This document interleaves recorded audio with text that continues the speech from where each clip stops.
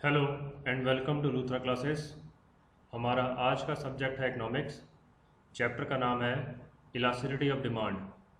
जो टॉपिक आज हम कवर करने वाले हैं वो टॉपिक है unitary elastic demand, special case as rectangular hyperbola demand curve. इस टॉपिक में हम जो इलास्टिसिटी पढ़ेंगे वो यूनिटरी इलास्टिक डिमांड के बारे में पढ़ेंगे, लेकिन यहाँ पर जो डिमांड कर्व बनेगा वो रेक्टेंगुलर हाइपरबोला बनेगा। तो स्टार्ट करते हैं। Unitary elastic demand curve can also be rectangular hyperbola demand curve because all the rectangles under the demand curve will have same area. It means कि unitary elastic demand curve rectangular hyperbola demand curve भी बन सकता है। Unitary elastic demand की जो category है उसमें demand curve straight line होने के बावजूद रेक्टेंगुलर हाइपरबोला भी बन सकता है। इट मीन्स कि जितने भी rectangles rectangular hyperbola demand curve के नीचे बनेंगे उन सभी रेक्टेंगल्स का एरिया सेम होगा। इसको और समझने की कोशिश करते हैं। It shows relation between own price of a commodity and total expenditure on it. ये जो इलास्टिसिटी है ये टोटल एक्सपेंडिचर मेथड के हिसाब से बताई गई है। यहाँ पर इस मेथड के हिसाब से जो इलास्टिसिटी का रिलेशनशिप कैलकुलेट किया जाएगा वो कमोडिटी का ओन प्राइस और उसके ऊपर जो टोटल एक्सपेंडिचर होगा इन दोनों के रिलेशन के हिसाब से जो कर्व बनेगा वो रेक्टेंगुलर हाइपरबोला डिमांड कर्व बनेगा। इसीलिए यहाँ पर लिखा हुआ है it shows relation between own price of a commodity and total expenditure on it. इसका बिहेवियर समझने की कोशिश करते हैं। It explains that if own price of a good changes and there is no change in total expenditure then elasticity of demand for each point on demand curve will be equal to unity. Unity means 1। इसका मतलब ये हुआ अगर commodity का own price change होता है और total expenditure में कोई भी चेंज नहीं आता तो डिमांड की जो इलास्टिसिटी होगी वो इक्वल टू 1 होगी, यानी कि यूनिटी होगी। और इस हिसाब से किसी भी पॉइंट पर डिमांड कर्व के किसी भी पॉइंट पर जब इलास्टिसिटी को हम कैलकुलेट करेंगे तो उसकी वैल्यू इक्वल टू 1 आएगी। इसी बिहेवियर को हमने नीचे शेड्यूल में एक्सप्लेन करने की कोशिश की है।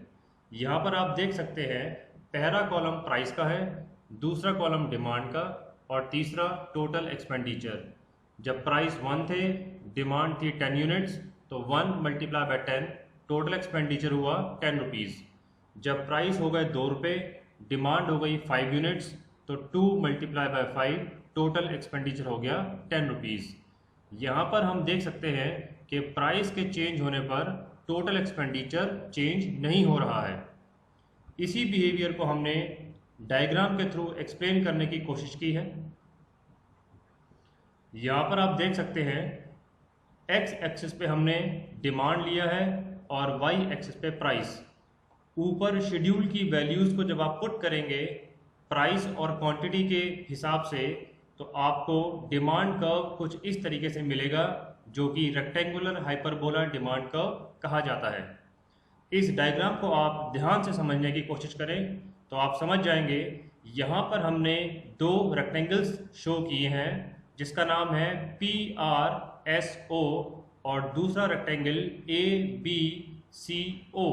यहाँ पर 2 रेक्टेंगल्स हमने बनाए हैं डिमांड कर्व के नीचे, ये शो करने के लिए कि दोनों का एरिया सेम आएगा। और यहाँ पर एक चीज़ और इन्फॉर्म की गई है कि यहाँ पर 2 पॉइंट्स हमने लिए हैं डिमांड कर्व के ऊपर, एक पॉइंट R और एक पॉइंट B।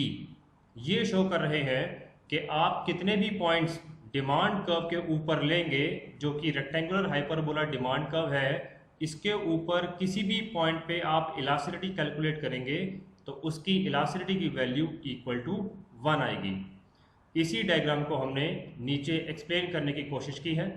यहाँ पर आप देख सकते हैं total expenditure of rectangle PRSO। यहाँ पर रेक्टेंगल PRSO जो है इसका टोटल एक्सपेंडिचर कैलकुलेट करने के लिए हमें प्राइस मल्टीप्लाई बाय क्वांटिटी करना पड़ेगा।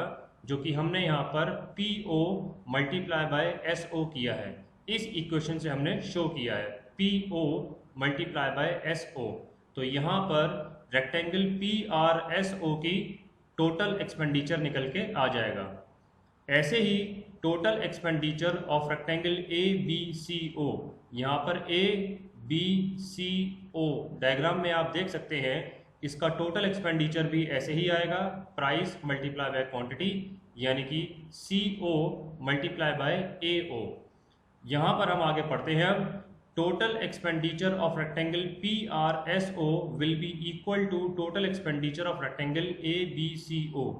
इन दोनों का एक्सपेंडिचर बिल्कुल सेम आएगा, तो उस केस में जो डिमांड कर्व बनेगा वो रेक्टेंगुलर हाइपरबोला बनेगा, क्योंकि टोटल एक्सपेंडिचर मेथड के हिसाब से जितने भी rectangles rectangular hyperbola demand curve के नीचे बनेंगे उन सभी रेक्टेंगल्स का एरिया सेम होगा।